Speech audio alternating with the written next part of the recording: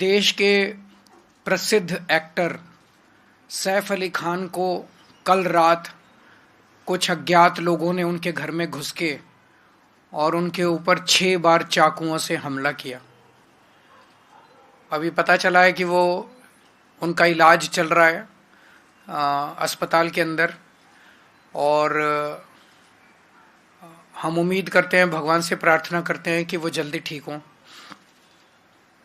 लेकिन ये बेहद चिंताजनक बात है कि इतना बड़ा एक्टर जिसकी सिक्योरिटी हम नहीं समझते कि कोई ऐसे होगी कि कोई खिड़की में से उसके अंदर, घर के अंदर घुस गया होगा, इतने ज़्यादा सिक्योर प्लेस में रहने वाले एक्टर के घर के अंदर सोते हुए रात को घर के अंदर घुस के कोई चाकुओं से हमला कर दे, तो ये वहाँ की राज्य सरकार और केंद्र सरकार के ऊपर बहुत बड़े प्रश्न चिन्ह खड़ा करता है। इसका मतलब दोनों सरकारें लोगों को सुरक्षा देने में नाकाम रही हैं। और बॉम्बे के अंदर ये पहला इंसिडेंट नहीं हो रहा। इसके पहले सलमान खान के यहाँ शूट आउट हुआ, बाबा सिद्दीकी का मर्डर कर दिया गया। बाबा सिद्दीकी तो इन्हीं के एनडीए के पार्टनर हैं, उनका मर्डर दिन दहाड़े मर्डर कर दिया गया। अगर सेलिब्रिटीज, इतने बड़े बड़े देश के सेलिब्रिटीज ही सुरक्षित नहीं है, अगर इतने बड़े बड़े देश के सेलिब्रिटीज को भी भारतीय जनता पार्टी की डबल इंजन की सरकार सुरक्षा नहीं दे सकती, तो एक आम आदमी की तो सुरक्षा की बात ही क्या करें। और ये जो चल रहा है, ऐसे लगता है चारों तरफ से खबरें आ रही हैं कि गुजरात की जेल में बैठ के एक गैंगस्टर खुलेआम फिरौती कर रहा है, खुलेआम शूट आउट के ऑर्डर दे रहा है।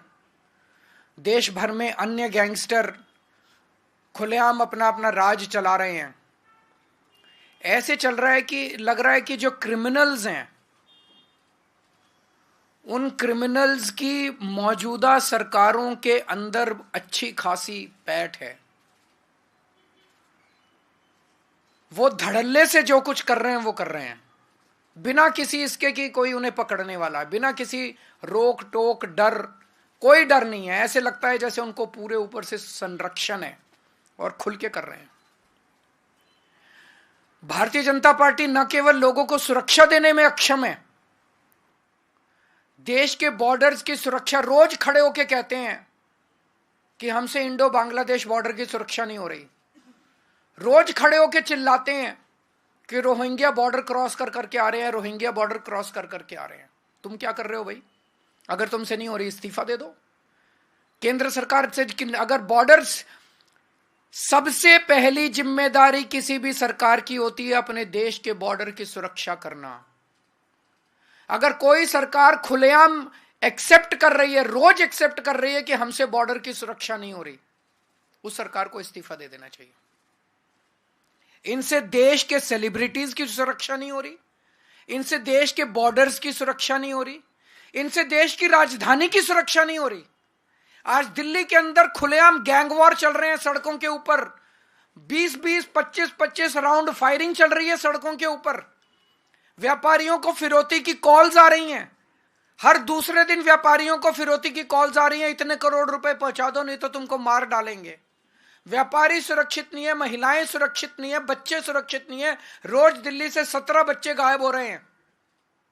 तुम दिल्ली को सुरक्षा नहीं दे सकते, तुम देश के सेलिब्रिटीज को सुरक्षा नहीं दे सकते, तुम देश के लोगों को सुरक्षा नहीं दे सकते, तुम देश के बॉर्डर्स को सुरक्षित नहीं रख सकते। तो आज डबल इंजन की सरकार ना तो अच्छी सरकार दे सकती हैं और ना देश को सुरक्षा दे सकती हैं। हम सैफ अली खान के ऊपर हुए कातिलाना हमले की कड़े से कड़े शब्दों में निंदा करते हैं और केंद्र सरकार से और राज्यों के केंद्र सरकार से निवेदन करते हैं, अपील करते हैं कि हर वक्त गंदी राजनीति करना बंद करो। राजनीति के अलावा अपने काम करो। जो काम देश की जनता ने आपको दिया है, आपको चुन के भेजा है, आपके ऊपर भरोसा किया है, सबसे पहला काम तो होता है सुरक्षा और दूसरा होता है न्याय। आप सुरक्षा करने में अक्षम हो रहे हो। दिन ब दिन आपने पूरे देश के अंदर माहौल खराब कर दिया। आप काम करना चालू करो, गंदी राजनीति करना बंद करो। अगर कोई एक आध क्वेश्चन है तो पूछ लीजिए।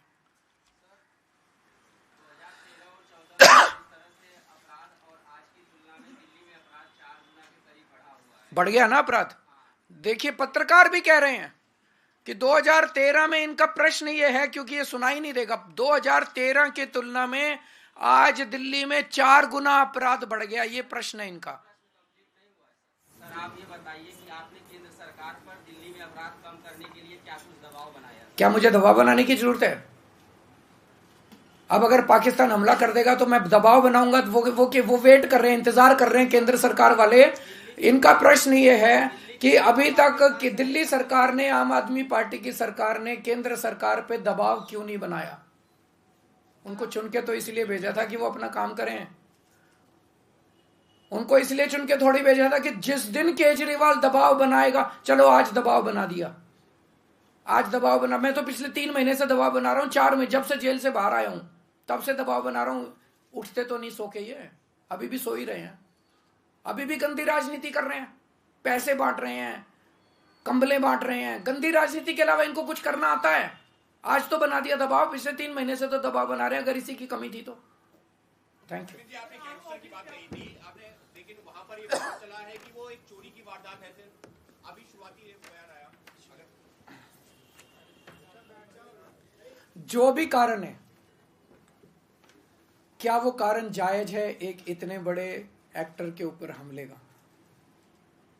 कोई भी कारण जायज नहीं है। आपको दिल्ली देश के लोगों को सुरक्षा देनी ही पड़ेगी।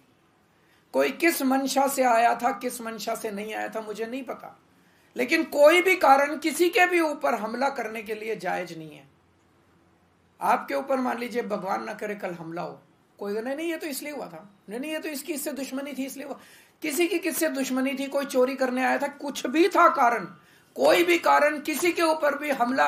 हमें एक सुरक्षित समाज तो चाहिए, हमें एक जिंदगी, हमारी जिंदगी नहीं तो कुछ जान है तो जहान है, अगर जिंदगी नहीं बचेगी तो फिर क्या है? Thank you.